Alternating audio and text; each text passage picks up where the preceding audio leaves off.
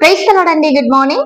ప్రభు నామంలో ఈ ఉదయకాల సమయంలో మీకు అందరికీ కూడా ప్రత్యేకమైనటువంటి శుభాభివందనాలు తెలియజేస్తున్నాను. ప్రియ దేవుని బిడ్డలారా, మీరందరూ కూడా ఎలా ఉన్నారండి? బాగున్నారు కదూ? మరి ఈ ఉదయకాల సమయంలో గుడ్ న్యూస్ ని ధ్యానిద్దామా?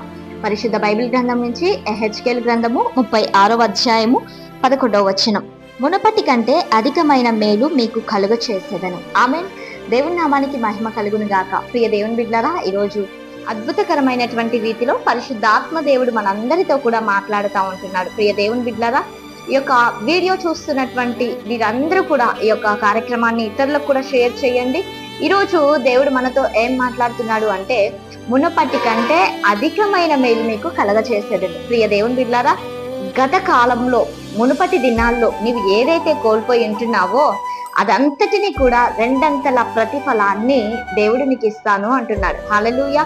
నిజంగా మునుపటి కంటే అధికమైన మేలు దేవుడు నీకు కలగచేస్తాను అని పరిశుద్ధాత్మ దేవుడి ఉదయకాల సమయంలో మాట్లాడుతూ ఉంటున్నారు. నువ్వు ఏదైతే కోల్పోయి ఉంటున్నావో, ఏదైతే పొందలేక ఉండి ఉన్నావో అదంతటిని కూడా ఆయన నీకు రెండంతల దీవెన నీకు అనుగ్రహించిన ఉంటున్నాడు. సామెతల గ్రంథంలో మరొక వచనం ఏమని ఉంది అంటే, నీతి మంతులకు మేలు ప్రతిఫలముగా కలుగును అని ఉంది. నిజంగా ఈరోజు నీతిగా నువ్వు జీవిస్తున్నా, యథార్థతగా నువ్వు జీవిస్తున్నప్పటికీ కూడా నువ్వు వెంటనే ప్రతిఫలాన్ని కోసుకోకపోయినప్పటికీ కూడా ఆలస్యమైనా పర్లేదు, నీ నీతిని వదిలిపెట్టద్దు, నీ నీతిని విడిచిపెట్టకు. ఎందుకు అంటే నీతి మంతులకు ఆయన మేలును ప్రతిఫలంగా ఇస్తాను అంటున్నాడు. ఈరోజు మనం ఏ పంట అయితే మనం వేస్తామో అదే పంటను కూడా మనం కోయడం జరుగుతుంది. ప్రియ దేవుని బిడ్డలారా, మరి నీవు నీతిమంతుడిగా, నీతిమంతురాలుగా యథార్థమైనటువంటి జీవితం కలిగినప్పుడు పరిశుద్ధాత్మ దేవుడు మేలును నీకు ప్రతిఫలంగా ఇస్తాను అంటున్నాడు.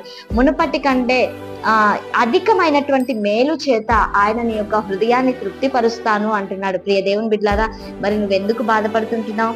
మరి నువ్వెందుకు దిగులు పడతా ఉంటున్నావు? ఎందుకు అధైర్యపడతా ఉంటున్నావు? పరిశుద్ధ ఆత్మదేవుడు గొప్ప వాగ్దానాన్ని నీ జీవితంలో ఈ దినాన నెరవేర్చనై ఉంటున్నాడు. కాబట్టి విశ్వసించండి, నమ్మిక ఉంచండి దేవుని యొక్క వాక్యం వైపు. ఆయన ఖచ్చితంగా నీకు రెండంతల దీవెన, రెండంతల పంట కోసుకుంటకు పరిశుద్ధాత్మ దేవుడు ఈ ఉదయకాల సమయంలో నీకు ఖచ్చితంగా ఆయన నిన్ను బ్లెస్ చేసేటువంటి దేవుడుగా ఉంటున్నాడు, నిన్ను ఆశీర్వదించేటువంటి దేవుడుగా ఉంటున్నాడు. కాబట్టి నువ్వు అధైర్యపడవద్దు. ఈ యొక్క వాక్యాన్ని మీరు రిసీవ్ చేసుకోండి. దేవుని యొక్క మేలు మీ యొక్క జీవితంలో సమృద్ధిగా దొరుకును గాక, జరుగును గాక. ఆమేన్. అందరం కళ్ళు మూసుకుందామా? ప్రార్థన చేసుకుందాం.